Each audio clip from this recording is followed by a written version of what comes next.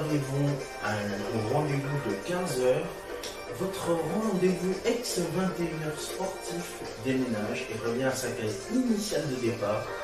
Le retour du 15 heures sportif avec la découverte d'une grande activité sportive. Aujourd'hui, vous allez découvrir quelle est notre première activité sportive que nous allons découvrir dans cette émission. Soyez les bienvenus, nous sommes ensemble jusqu'à 15h30 et c'est parti.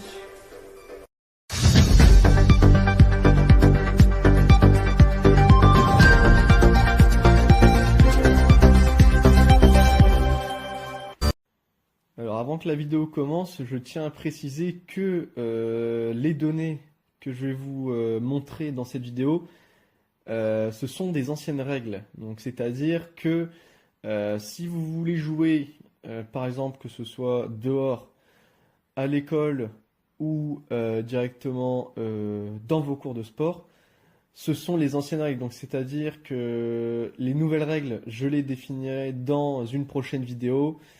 Et vous verrez les différences qu'il peut y avoir entre celles-ci et celles que je ferai du coup avec les nouvelles règles.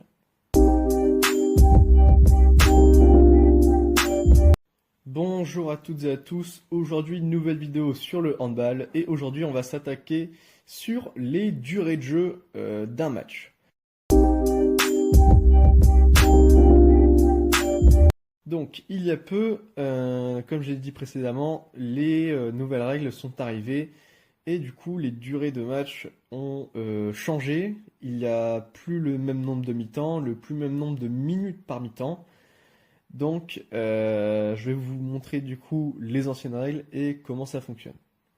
Donc, la durée d'un match dépend de la catégorie d'âge des acteurs de la rencontre. Les textes officiels indiquent pour les 8-12 ans, 2 fois 20 minutes. Pour les 12-16 ans, 2 fois 25 minutes. Et les autres catégories, 2 fois 30 minutes. Avec les arrêts du chronomètre sur les fautes et les sorties de balle si l'arbitre l'exige, la pause entre deux temps de jeu est normalement de 10 minutes.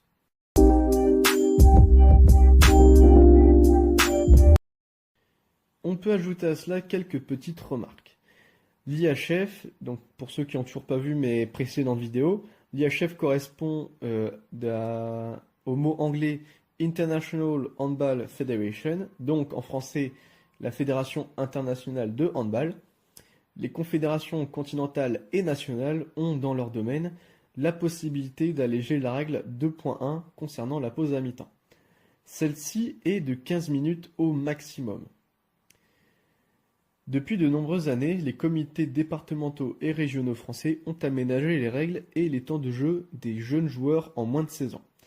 Les durées sont ainsi variables selon la jeunesse des joueurs, mais aussi de leur nombre sur le terrain.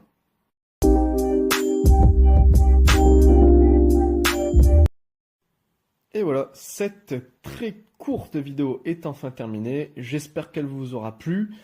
J'espère qu'elle vous aura éclairé du coup sur les anciennes règles qu'on avait pu avoir quand on joue au handball. Vous pouvez reproduire ce genre de durée de match quand vous êtes par exemple en activité scolaire, en activité dans les centres aérés, ou même que ce soit à la récré ou en dehors sur les fives. Généralement sur les fives en extérieur, il y a des buts de hand, donc vous pouvez appliquer ces règles-là si vous faites par exemple des tournois.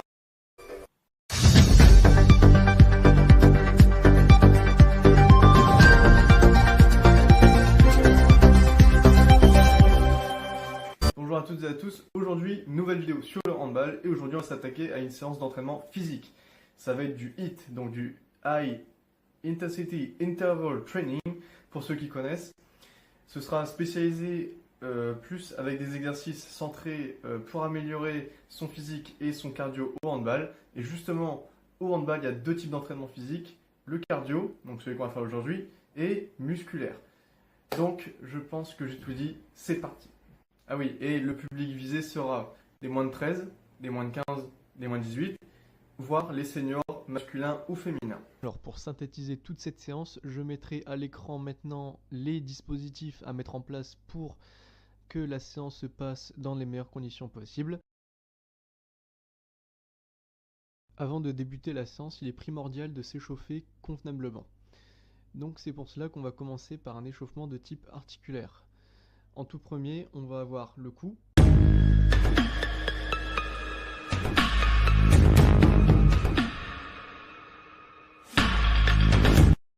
Ensuite, les épaules.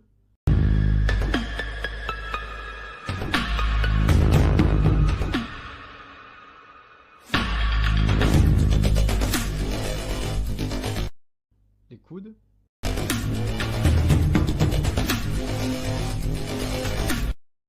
Les poignets. Le bassin. Les genoux.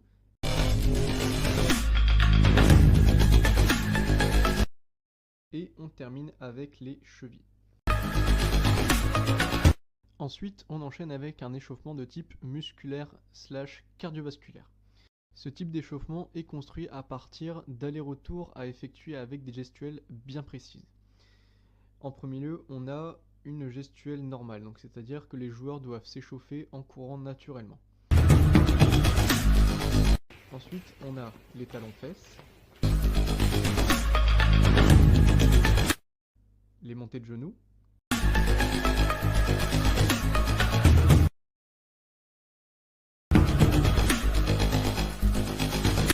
le saltakir, autrement appelé pas croisé, le ramasse-balles ou ramasse-feuilles selon les cas,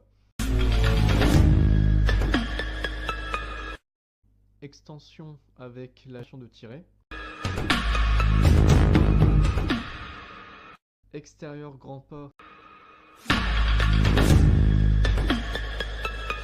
et intérieur pas croisé en suivant une ligne directionnelle, extérieur ou intérieur hanche,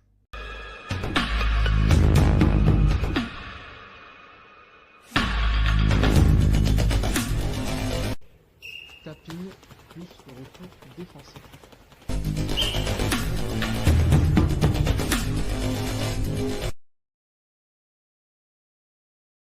Nous passons à de la corde à sauter.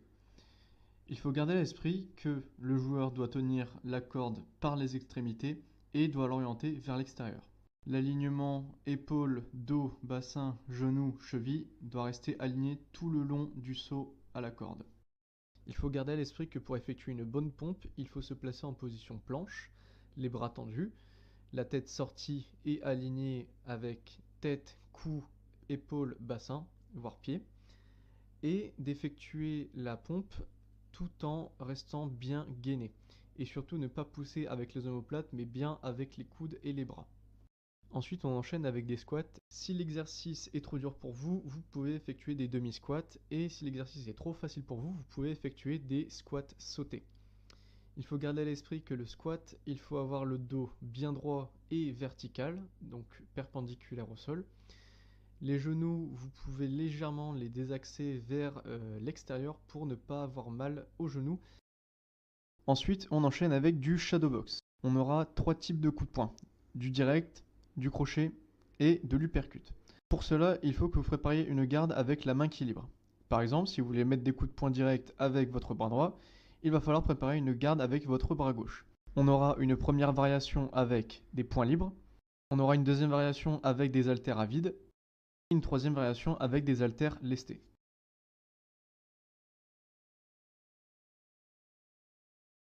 Ensuite, on effectue du tapping. À un premier signal sonore, vous allez frénétiquement taper du pied avec le sol, et à un deuxième signal sonore, vous allez partir en sprint. Ensuite, on enchaîne avec des fentes. Comme montré sur la vidéo, il y a plusieurs variations. Nous pouvons avoir une fente classique, une fente sautée. Il faut garder à l'esprit que les consignes à respecter sont les mêmes que pour le squat. Avoir le dos droit, les genoux peuvent dépasser les chevilles, et surtout ne pas se précipiter pour cet exercice. On enchaîne avec des dips effectués sur un banc. Il faut garder à l'esprit que pour les dips effectués sur le banc ne sont pas faciles à maîtriser dès le premier coup. Il faut donc placer ses mains à hauteur d'épaule derrière soi, garder le dos bien droit et les jambes doivent juste servir d'équilibratrice. Il faut garder à l'esprit aussi qu'il faut juste pousser avec les coudes et non pas avec les omoplates comme sur les pompes. Ensuite, on enchaîne avec des sprints latéraux. Le principe est le même que les pas chassés, sauf que cette fois-ci, vous irez beaucoup plus rapidement et les bras élevés. Dès que vous avez touché un plot, il va falloir retourner le plus rapidement possible au plot qui se trouve à l'opposé. Et ensuite enchaîner les séries de sprints. Ensuite, on aura le développé militaire. Il faut garder à l'esprit que le joueur doit avoir la tête, le cou, les épaules et le bassin alignés pour ne pas avoir mal au dos. Il faut qu'il positionne ses mains à hauteur d'épaule sur la barre pour ne pas avoir de douleur au niveau des épaules. Ensuite, on enchaîne avec du Mountain Climber. On aura une première variation avec la position planche et faire un twist avec une première jambe vers l'opposé. On aura une deuxième variation avec le Mountain Climber plus classique, donc c'est-à-dire enchaîner les twists avec les jambes et les genoux. Ensuite, on enchaîne avec du commando.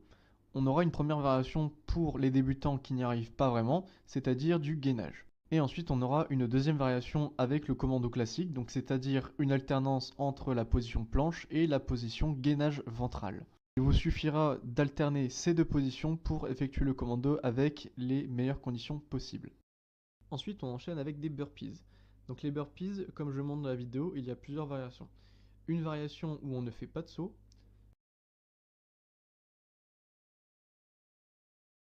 Une variation où on fait le saut, donc c'est-à-dire la manière classique.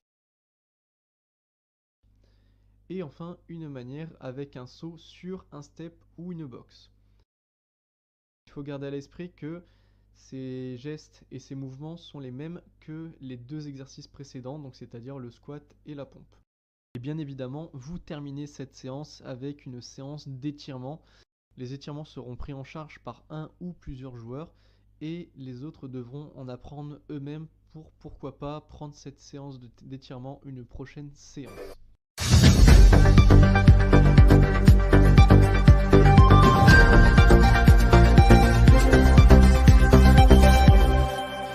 Dans cette nouvelle vidéo, nous allons vous apprendre les techniques de base du handballeur accompagnées du règlement essentiel à connaître afin de pouvoir pratiquer cette activité du mieux possible. Voici ce que va pouvoir faire le porteur du ballon. Lors de la réception de la balle, le joueur a alors le droit de réaliser 3 pas. 1, 2, 3. À ce moment-là, soit il tire, soit il passe, soit il dribble. Et lorsqu'il dribble, il peut dribbler en illimité tout en se déplaçant. Une fois le dribble stoppé, il lui reste à nouveau 3 pas pour pouvoir soit tirer, soit passer son ballon à un partenaire. Petite astuce, si vous recevez la balle en l'air, le premier appui que vous posez vaut 0. Il vous reste ensuite 1, 2, 3 pas pour pouvoir vous décider. Au-delà de 3 pas, l'arbitre siffle marcher et rend la balle à l'adversaire.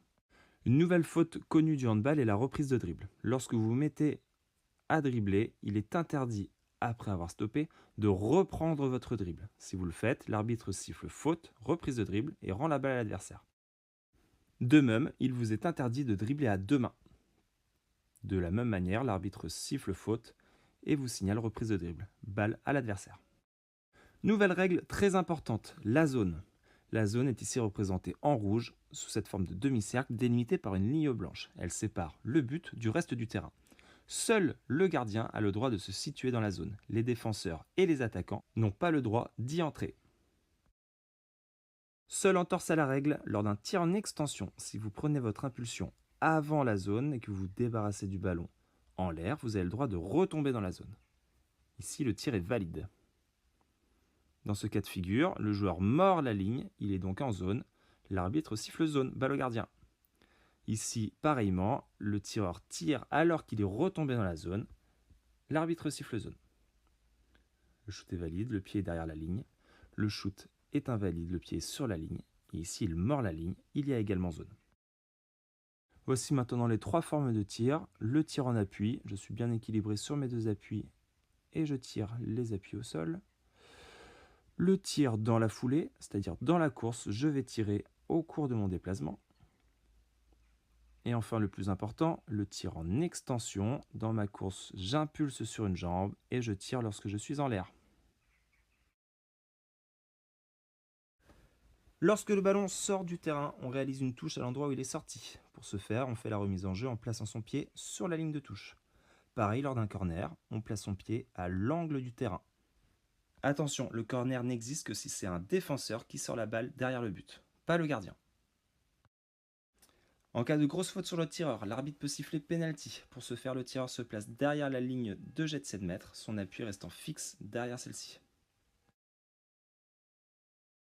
Il va maintenant falloir maîtriser l'art de la passe. Pour ce faire, placez votre appui opposé à votre bras porteur du ballon, devant vous.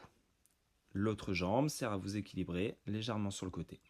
Vous êtes de profil, le bras est loin derrière vous, vous faites la passe en rotation. Le bras libre sert à viser la personne à qui vous allez donner le ballon. Pour réceptionner le ballon, rien de plus simple, formez un cercle avec vos index et vos pouces devant vous. Le ballon arrive et vos mains vont épouser la forme de la balle. Voilà pour l'essentiel des règles du handball. Ça fait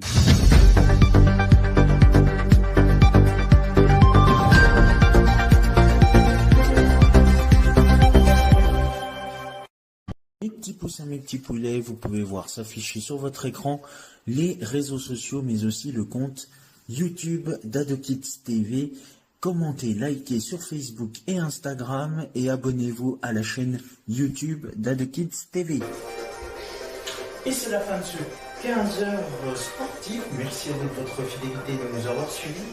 Tout de suite, la suite de vos programmes avec le 15-30 Big Game pour une nouvelle aventure à la découverte du plus beau paysage, patrimoine, richesse, ville et village en France métropolitaine, mais aussi et surtout en Europe. Restez avec nous, très belle après-midi sur AdoKids TV ensoleillé. Merci, salut.